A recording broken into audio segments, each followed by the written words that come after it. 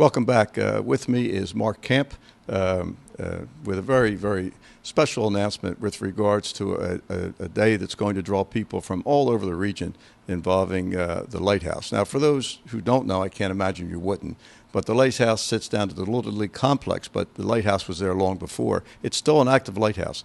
And a number of years ago, a group of Paulsboro people came together, approached the Coast Guard to be able to work the lighthouse, to be able to have tours of the lighthouse, and their stewardship has been so well received by the Coast Guard that that they have the keys to the lighthouse. So, Mark, why don't you pick it up from there, because you have an annual lighthouse tour, but this is bigger than that. Okay, the tour usually is October every year. It's the Lighthouse Challenge of New Jersey, but August 7th is Lighthouse Day, National Lighthouse Day.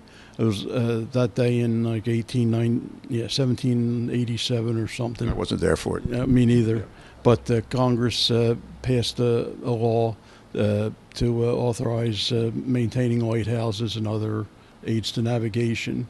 And in commemoration of that, National Lighthouse Day was founded. August 7th, it'll be a Saturday this year. We had decided to use that as our grand opening. We haven't been open since October of 2019. So this was going to be our grand reopening. And the Coast Guard has a chief there now who is very much in love with lighthouses and likes ours. So they stepped forward, and we're turning this into a major event. The Coast Guard's going to have 3 boats on display and a bunch of other nautical stuff.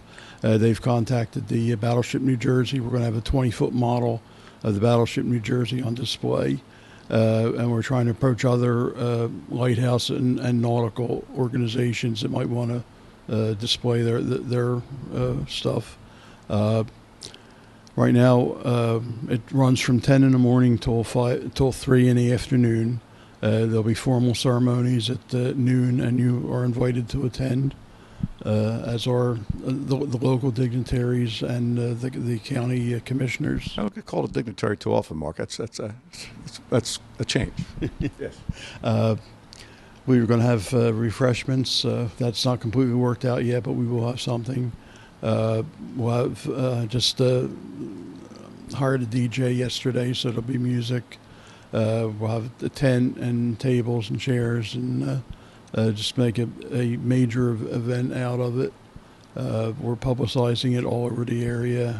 I know the Coast Guard is trying to bring a lot of their people in to celebrate, and it'll just be a grand reopening and a major celebration of the lighthouse. And no charge. No charge. Can't beat that. Well, food may be a little charge, yes. But other than that, everything is. And will the lighthouse be open for tours, do you anticipate? Yes. Yeah, well, we'll be open from 10 to 3 on Saturday the 7th. Also, Sunday the 8th, we're going to have a normal opening for us, which is noon to 4. So it'll be a weekend of lighthouse activity. How many steps from the top to the bottom? 112. 112 steps. That's a small one. And that's a small one. So you can get your cardio in for the day.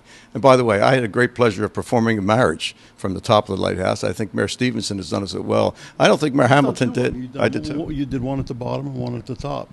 Well, you see? Bottom and top. You can't beat that. That's and the lighthouse is a great setting for such a thing. So if your schedule permits, get out on the 7th or get out on the 8th, and you will enjoy this treasure that maybe you've driven by for many times but never looked inside. You get to say it. Thank you, Mark. Well done. Thank you. August 7th and 8th, Lighthouse is open. We'll be right back.